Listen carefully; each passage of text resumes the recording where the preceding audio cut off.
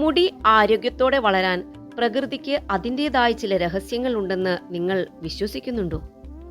പേര് സൂചിപ്പിക്കുന്നത് പോലെ തന്നെ മുടിയുടെ സംരക്ഷണത്തിന് പണ്ടുകാലം മുതലേ ഉപയോഗിച്ചു വരുന്ന ഒരു അദ്ഭുത സസ്യമാണ് കേശവർധിനി. ആയുർവേദത്തിലും നാട്ടുവൈദ്യത്തിലും തലമുറകളായി കൈമാറി വന്ന ഈ സസ്യം വെറും ഒരു അലങ്കാര സസ്യം മാത്രമല്ല. കാണാൻ ഭംഗിയുള്ള പൂക്കൾ കൊണ്ട് നമ്മുടെ മനം കവർന്നാലും സത്യത്തിൽ ഇത് മുടിയുടെ ആരോഗ്യത്തിന് പ്രകൃതി നൽകിയ വിലമതിക്കാനാവാത്ത ഒരു നിധിയാണ്. ഈ കൊച്ചു ചെടിയുടെ വിശേഷങ്ങളിലേക്ക് നമുക്ക് പോകാം. അകാലനര തടയാനും മുടി കൊഴിച്ചിൽ മാറ്റി മുടി കരുത്തോടെ വളരാനും കേശവർധിനി ചേർത്ത കേശതൈലം പലരും ഉപയോഗിക്കാറുണ്ട്. ഇതിന്റെ ഇലകളും പൂക്കളും വെളിച്ചെണ്ണയിൽ കാച്ചി ഉപയോഗിക്കാം. ഈ നിത്യഹരിത ബഹുവർഷി സസ്യത്തെ എങ്ങനെ എളുപ്പത്തിൽ തിരിച്ചറിയാമെന്ന് നോക്കാം. 2 മുതൽ 3 അടി വരെ ഉയരത്തിൽ വളരുന്ന ഈ ചെടിക്ക് അണ്ഡാകൃതിയിൽ ഉള്ള ഇലകളാണുള്ളത്. പല്ലുപോലെയുള്ള അരികുകളാണ് ഇതിന്റെ പ്രത്യേകത. ഇലകൾക്ക് കൈതച്ചക്കയുടെ നേർത്ത ഗന്ധമുണ്ട്.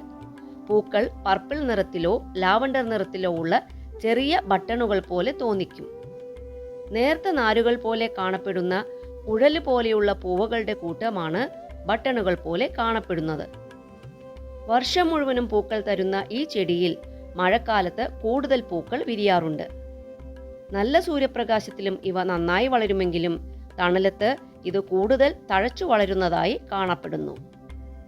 നമ്മുടെ നാട്ടിലെ കാലാവസ്ഥയിൽ വളരെ കുറഞ്ഞ പരിചരണത്തിൽ ഇത് വളരും. ചട്ടിയിലോ തറയിലോ ഒരുപോലെ വളർത്താൻ സാധിക്കും.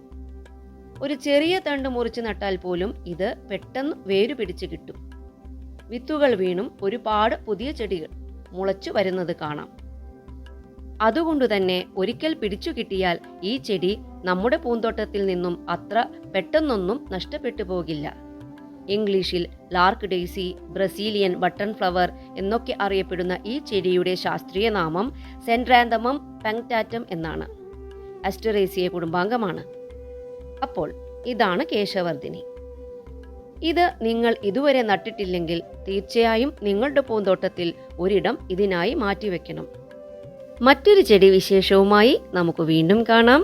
അതുവരെ സന്തോഷത്തോടെ ആരോഗ്യത്തോടെ ഇരിക്കുക. നന്ദി, നമസ്കാരം.